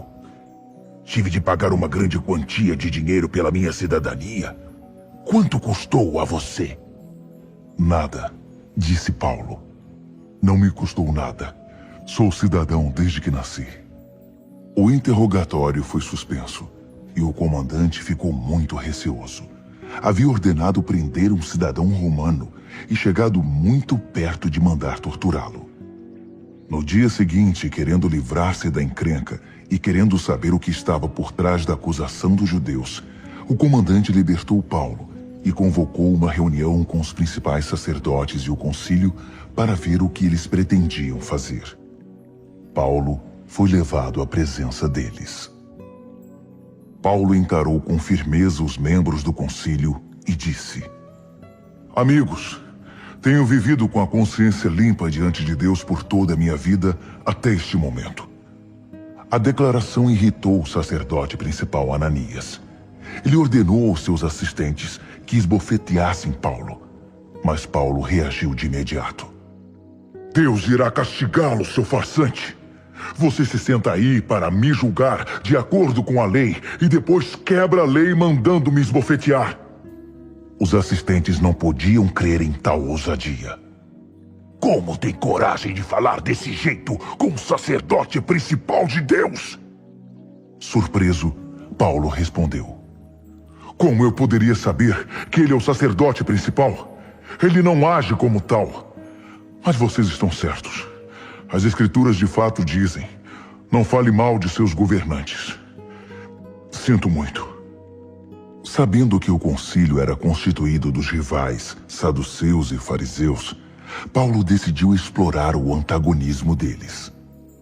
Amigos, sou fariseu convicto de uma longa linhagem de fariseus. E por causa das minhas convicções de fariseu, a esperança na ressurreição dos mortos é que fui trazido a este tribunal. Quando ele disse isso, o concílio se dividiu. Fariseus e saduceus passaram a se atacar uns aos outros com argumentos irados. Os saduceus não acreditam em ressurreição nem em anjos, nem mesmo em espíritos, mas os fariseus acreditam em tudo isso. A confusão estava armada. Os líderes religiosos do lado dos fariseus gritavam para os outros: Não vemos nada de errado com este homem! E se um espírito falou com ele? Ou talvez um anjo? E se estivermos lutando contra Deus? Foi como jogar lenha no fogo. A discussão tornou-se tão violenta que o capitão ficou com medo de que partissem Paulo ao meio. Assim, ordenou aos soldados que o tirassem dali e o escoltassem de volta à fortaleza em segurança. Naquela noite, o Senhor apareceu a Paulo e disse: Tudo vai dar certo. Tudo vai acontecer para o melhor. Você tem sido minha boa testemunha aqui em Jerusalém. Agora será minha testemunha em Roma. No dia seguinte, os judeus tramaram um plano contra Paulo. Fizeram um juramento solene de que não iriam comer nem beber até que ele estivesse morto. O pacto de assassinato foi firmado por cerca de 40 judeus e apresentado aos principais sacerdotes e líderes religiosos. Nós nos comprometemos por juramento solene a não comer nada enquanto não matarmos Paulo. Mas precisamos da sua ajuda. Enviem uma petição ao concílio para que o comandante traga Paulo de volta, a fim de que vocês possam investigar melhor as acusações, e nós faremos o resto. Antes que ele chegue aqui, nós o mataremos. Vocês não serão envolvidos. No entanto, o sobrinho de Paulo, filho da irmã dele, ouviu-os planejar a emboscada. Correu à fortaleza e contou a Paulo, que chamou um dos centuriões e disse: Leve este rapaz ao comandante da guarda. Ele tem algo importante a dizer. O centurião levou-o ao comandante e disse: O prisioneiro Paulo pediu-me que trouxesse este rapaz. Disse que ele tem algo urgente para dizer. O comandante tomou-o pelo braço e o levou para um lugar à parte. O que é? O que você tem a me dizer? Perguntou. O sobrinho de Paulo disse: Os judeus estão tramando contra Paulo. Vão pedir que o senhor leve Paulo ao concílio bem cedo, sob o pretexto de investigar melhor as acusações contra ele. Mas é uma armadilha para tirá-lo daqui. Eles vão matá-lo. Neste exato momento, mais de 40 homens estão preparando uma emboscada para ele. Todos fizeram um voto de não comer nem beber até que o matem. A emboscada está preparada. Tudo que eles estão esperando é que o Senhor o envie. O comandante dispensou o sobrinho de Paulo com a seguinte advertência: Não diga uma só palavra a ninguém sobre isso. Em seguida, chamou 2 centuriões e ordenou: Peguem 200 soldados para ir imediatamente a Cesareia e também 70 cavaleiros e 200 lanceiros. Quero-os prontos para marchar às 9 horas da noite. Vocês vão precisar de 2 mulas para Paulo e a bagagem dele. Vamos levar esse homem são e salvo ao governador Félix. Depois, escreveu a seguinte carta: De Cláudio Lísias, ao muito honrado governador Félix. Saudações. Resgatei este homem de uma multidão judaica. Eles o prenderam e estavam prestes a matá-lo, quando eu soube que ele era cidadão romano. Então enviei meus soldados. Querendo saber o que ele tinha feito de errado, Apresentei-o ao concílio deles. Descobri que o motivo eram diferenças religiosas entre eles, mas nem de longe algo que possa ser considerado crime. Soube também que fizeram um plano para matá-lo. Decidi que, por segurança, seria melhor levá-lo daqui quanto antes. Por isso, eu o estou enviando ao Senhor. Avisei aos acusadores que ele está agora sob nossa jurisdição. Seguindo ordens, os soldados levaram Paulo na mesma noite em segurança até Antipátride. De manhã voltaram aos seus alojamentos em Jerusalém, enviando Paulo para Cesareia sob a guarda da cavalaria, que entrou em Cesareia e entregou Paulo e a carta ao governador. Depois de ler a carta, o governador perguntou a Paulo de que província ele era. Da Cilícia, foi a resposta. Então ele disse: Vou cuidar do seu caso quando seus acusadores se manifestarem. E ordenou que Paulo ficasse detido na residência oficial de Herodes. 5 dias depois, o sacerdote principal Ananias chegou com um grupo de líderes judeus. Entre eles estava Tértulo, um advogado. Eles apresentaram ao governador sua acusação contra Paulo. Quando Paulo foi chamado ao tribunal, Tértulo falou pela acusação. Honorável Félix, somos muito gratos sempre e em todo lugar por seu governo sábio e pacífico. Estamos conscientes de que é por sua causa que desfrutamos essa paz e as benesses de suas reformas. Não vou cansar o Senhor com um discurso longo. Peço sua gentil benignidade em me ouvir. Serei breve. Apanhamos esse homem várias vezes perturbando nossa paz, incitando motins contra os judeus em todo o mundo. Ele é o líder de uma seita sediciosa chamada Nazarenos. Muito perigosa, devo dizer. Nós o pegamos tentando profanar nosso santo templo e o prendemos. O senhor poderá averiguar todas essas acusações quando o interrogar. Os judeus o apoiaram. É isso mesmo! Ele tem toda a razão! O governador acenou para Paulo, indicando que era a vez dele. Paulo então disse: Considero-me feliz por me defender na presença do governador, sabendo quão justo o Senhor tem sido em nos julgar todos estes anos. Estou de volta a esta terra há apenas 12 dias. O senhor pode verificar essa informação com muita facilidade. Vim com um propósito definido de adorar em Jerusalém, na festa de Pentecoste, e durante todo este tempo, nada fiz de errado. Ninguém pode dizer que me viu discutindo no templo ou provocando alguma multidão nas ruas. Nenhuma das acusações deles pode ser comprovada com evidências ou testemunhas. Mas devo confessar o seguinte: sou seguidor do caminho que eles caluniosamente chamam de seita. De fato, sirvo e adoro o mesmo Deus servido e adorado por todos os nossos antepassados, e creio em tudo que está nas Escrituras. Admito viver na expectativa de que Deus irá ressuscitar os bons e os maus.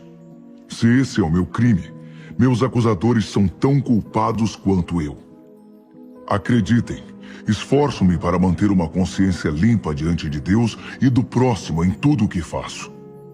Fiquei fora da nossa terra há alguns anos e agora estou de volta. Enquanto eu estive fora, levantei uma oferta para os pobres e a trouxe comigo, junto com a oferta para o templo.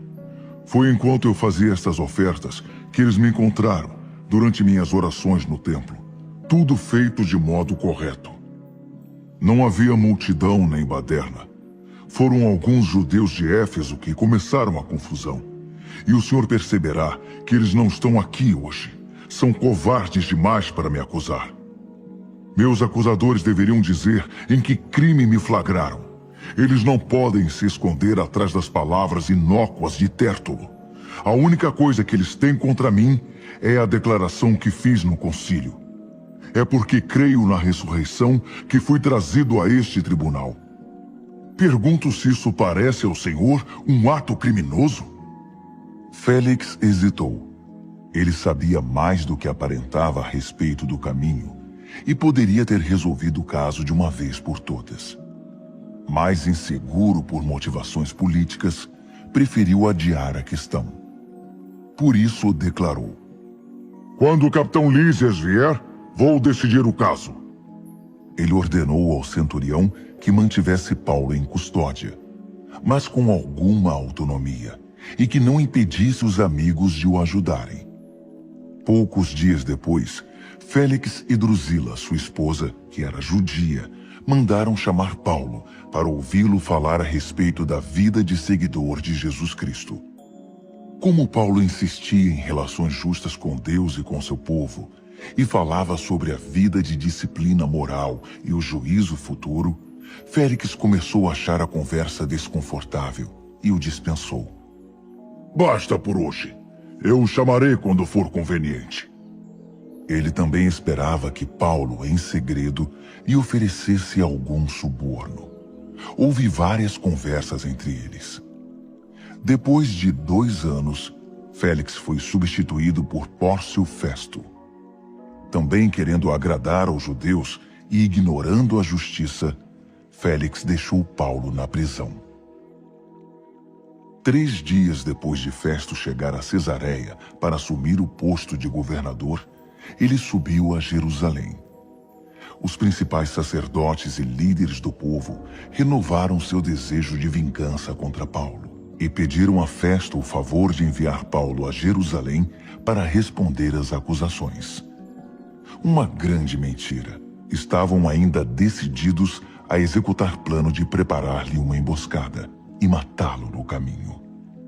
Festo respondeu que Cesareia era a jurisdição apropriada para Paulo e que voltaria para lá em alguns dias. Vocês são bem-vindos, ele disse, para voltar comigo e acusá-lo, seja qual for o motivo. Cerca de 10 dias mais tarde, Festo voltou para Cesareia. Na manhã seguinte, assumiu seu posto no tribunal e mandou trazer Paulo. Assim que ele entrou, os judeus que tinham vindo de Jerusalém o cercaram, gritando acusações absurdas, impossíveis de serem comprovadas. Então, Paulo tomou a palavra e disse simplesmente: Não fiz nada de errado contra a religião judaica, contra o templo ou contra César. Tenho dito. Mas Festo queria agradar os judeus e insistiu. Você gostaria de subir a Jerusalém e me deixar conduzir seu julgamento lá?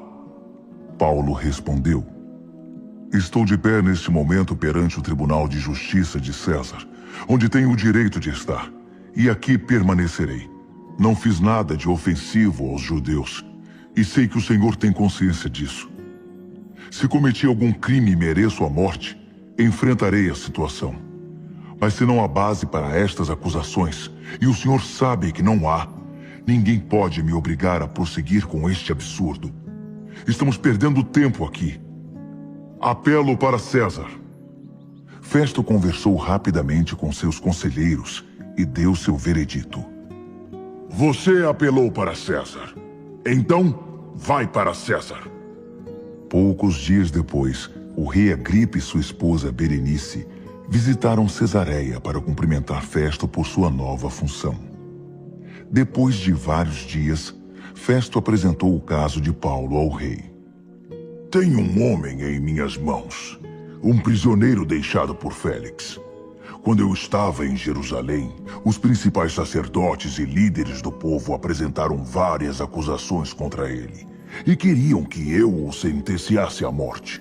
Deixei claro que esse não é um modo romano de fazer as coisas. Só porque um homem é acusado, não o condenamos.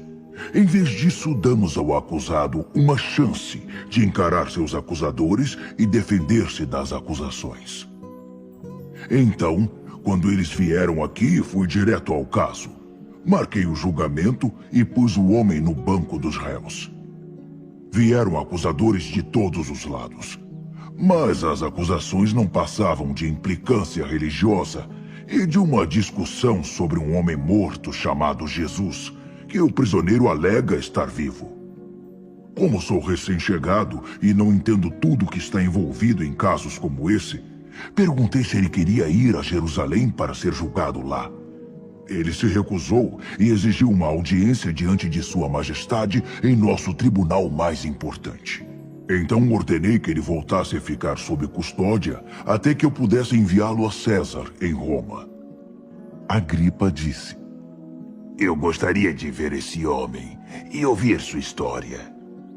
Festo concordou. Tudo bem. A primeira coisa que faremos amanhã é trazê-lo, e o senhor poderá ouvi-lo. No dia seguinte, todo cidadão de Cesareia que se considerava alguém deu um jeito de ir ao auditório. Estavam ali também os militares mais graduados. Agripa e Berenice fizeram uma entrada em alto estilo e assumiram seus lugares. Festo, então, ordenou que Paulo fosse trazido. Então, Festo disse: Rei Agripa e distintos convidados, olhem bem para este homem. Um grupo de judeus me pediu em Jerusalém e depois aqui que eu me livrasse dele.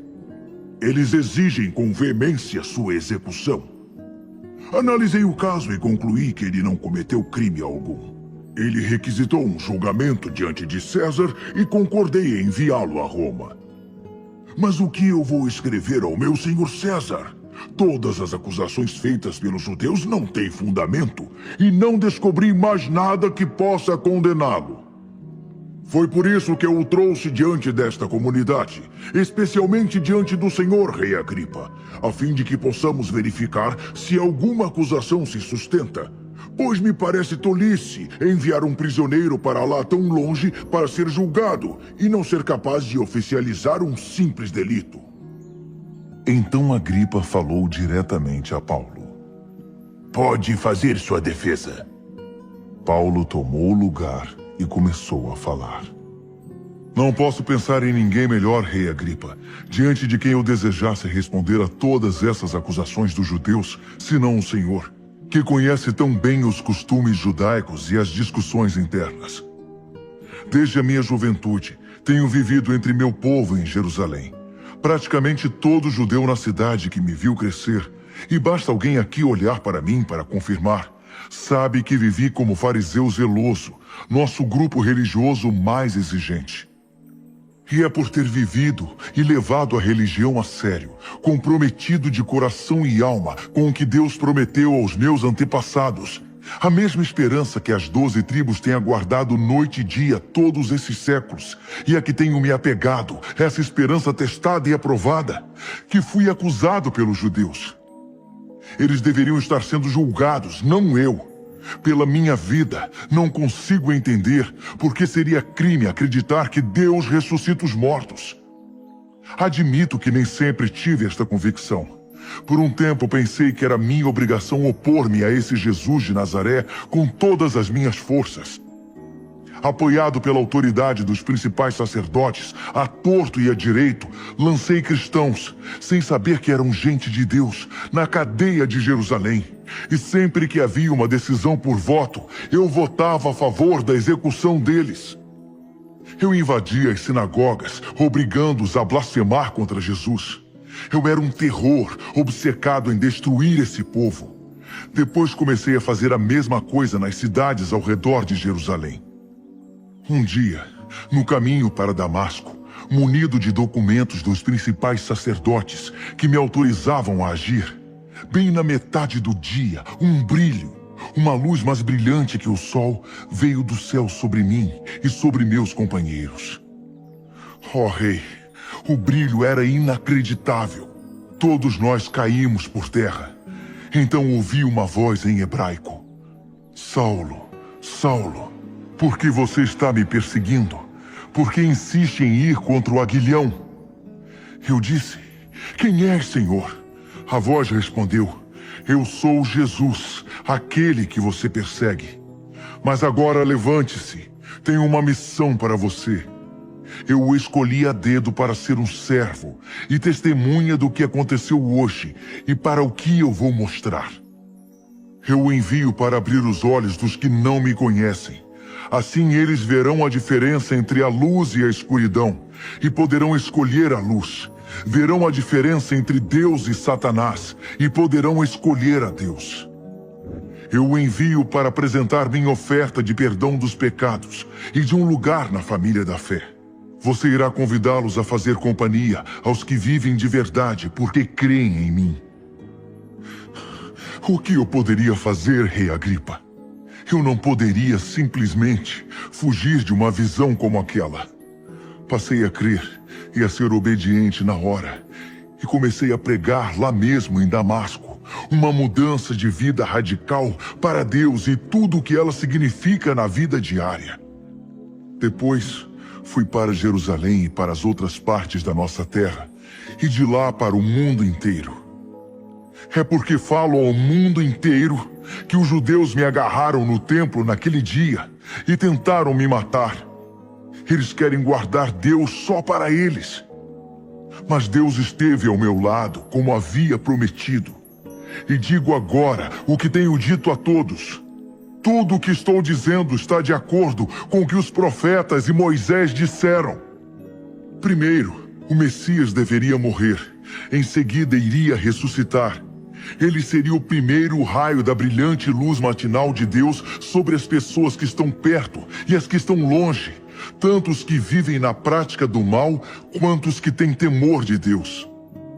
Festo não se conteve e interrompeu o discurso com um grito. Paulo, você está louco! Você leu demais! Passou o tempo divagando demais! Volte para o mundo real! Mas Paulo ficou firme. Com todo respeito, Vossa Excelência, não estou louco. Tenho plena consciência do que digo. O rei sabe do que estou falando. Estou certo de que nada do que eu disse parece loucura para ele. Ele sabe de tudo isso há muito tempo. O senhor precisa entender que isso não foi feito às ocultas. O senhor acredita nos profetas, não acredita, Rei Agripa? Não precisa responder. Sei que acredita. Mas Agripa respondeu. Um pouco mais e você vai fazer de mim um cristão. Paulo, ainda algemado, disse. É por isso que tenho orado. Para que agora ou mais tarde, não apenas o Senhor, mas todos os que me ouvem aqui se tornem como eu. Exceto, é claro, por estas algemas. O rei, o governador, Berenice e seus conselheiros levantaram-se e foram para a sala ao lado discutir a respeito do que ouviram.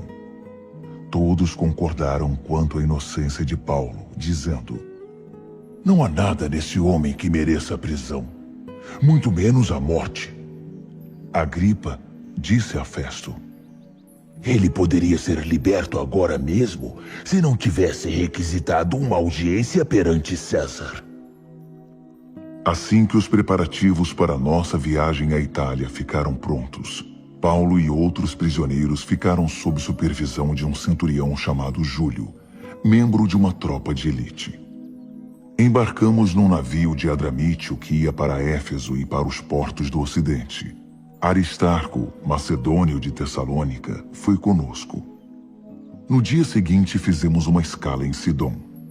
Júlio tratou Paulo muito bem. Permitiu que ele desembarcasse e desfrutasse a hospitalidade dos amigos daquela cidade. De volta ao mar, navegamos para o norte, sob a proteção da costa nordeste de Chipre, porque os ventos do oeste nos eram contrários, e então fomos ao longo da costa ocidental até o porto de Mirra. Ali, o centurião encontrou um navio egípcio que ia para a Itália e nos transferiu. Enfrentamos mau tempo e descobrimos ser impossível manter o curso. Depois de muita dificuldade, finalmente chegamos à costa sul da ilha de Creta e atracamos em bons portos. Que nome! A essa altura, havíamos perdido bastante tempo. Já era começo do outono, e dali em diante o clima seria tempestuoso, perigoso demais para a navegação. Paulo advertiu: a única coisa que consigo ver adiante é um desastre, para a carga e para o navio, sem falar em nós mesmos se navegarmos agora. Mas aquele não era o melhor porto para passar o inverno. Fênix, poucas milhas adiante, era mais apropriado. O centurião não deu atenção ao conselho de Paulo e permitiu que o capitão do navio e o proprietário da carga o convencessem a tentar chegar ao porto seguinte. Com a chegada de um vento suave do sul, eles levantaram âncora, pensando que teriam uma navegação tranquila. Mas tão logo se lançaram ao mar, começou a soprar um vento forte, o perigoso vento nordeste. O navio ficou sem controle, como uma folha na tempestade. Passamos rente a uma pequena ilha chamada Clauda. Conseguimos preparar um bote salva-vidas e puxar as velas. Mas os bancos de areia nos impediram de chegar mais perto. Só conseguimos evitá-los porque arriamos as âncoras. No dia seguinte, mais uma vez em alto mar, e castigados pela tempestade, lançamos a carga ao mar.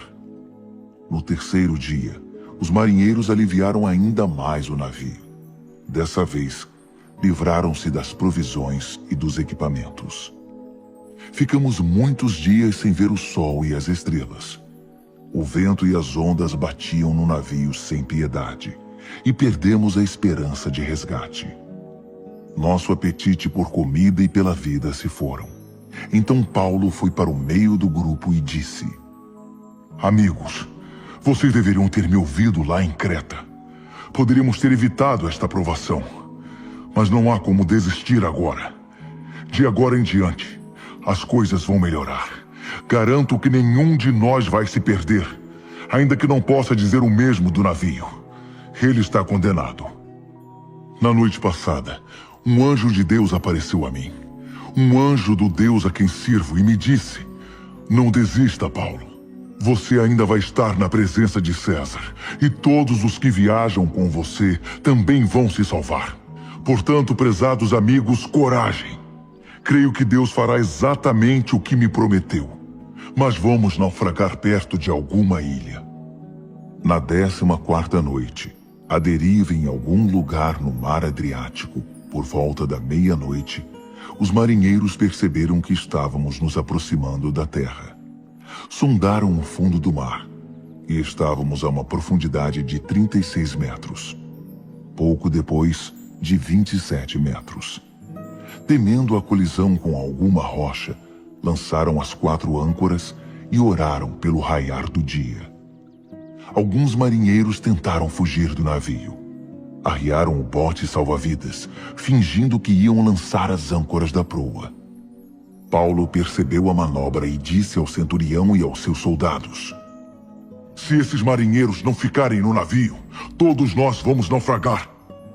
Então os soldados cortaram as cordas do bote salva-vidas e o deixaram cair no mar. Perto do amanhecer, Paulo reuniu tripulação e passageiros e propôs um desjejum. Este é o 14º dia que estamos sem comida. Nenhum de nós comeu nada.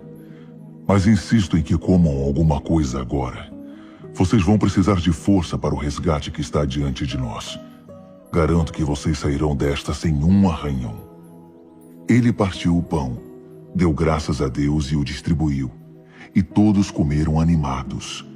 276 pessoas. Depois da refeição, estando todos satisfeitos, o navio foi aliviado de seu peso mais uma vez, agora da carga de grãos. Ao raiar do dia, ninguém reconheceu o lugar, mas estavam numa baía com uma bela praia. Decididos a levar o navio para a praia, cortaram as âncoras, soltaram o leme e seguiram o vento. Mas não deu certo. Ainda longe, batemos num recife e o navio começou a se partir. Os soldados decidiram matar os prisioneiros, para que ninguém pudesse escapar a nado. Mas o centurião, determinado a salvar Paulo, os impediu. Ordenou que todos os que sabiam nadar pulassem no mar. Os que não sabiam deveriam se agarrar a alguma prancha. E todos conseguiram chegar à praia. Foi feita a contagem. Constatou-se que todos se salvaram. E descobrimos que estávamos na ilha de Malta. Os habitantes dali nos trataram muito bem. O dia estava chuvoso e frio. E estávamos molhados até os ossos, mas eles fizeram uma grande fogueira e nos reunimos ao redor. Paulo prontificou-se a ajudar o grupo. Apanhou um punhado de gravetos, mas quando jogou ao fogo, uma cobra venenosa, fugindo do calor, mordeu a mão de Paulo. Vendo a cobra presa à mão de Paulo, concluíram que ele era um assassino que estava recebendo sua justa punição. Mas Paulo sacudiu a cobra no fogo e nada lhe aconteceu. As pessoas pensaram que ele iria cair morto a qualquer momento. Mas como isso não aconteceu, concluíram que ele era um deus.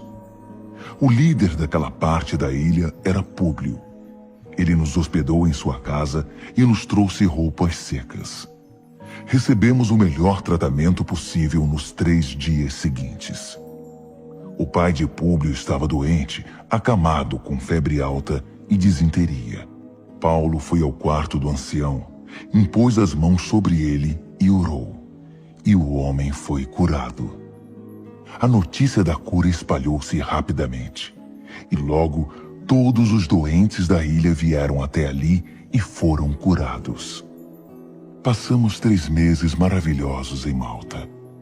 Eles nos trataram como reis, cuidaram de todas as nossas necessidades e providenciaram o que foi preciso para o restante da viagem.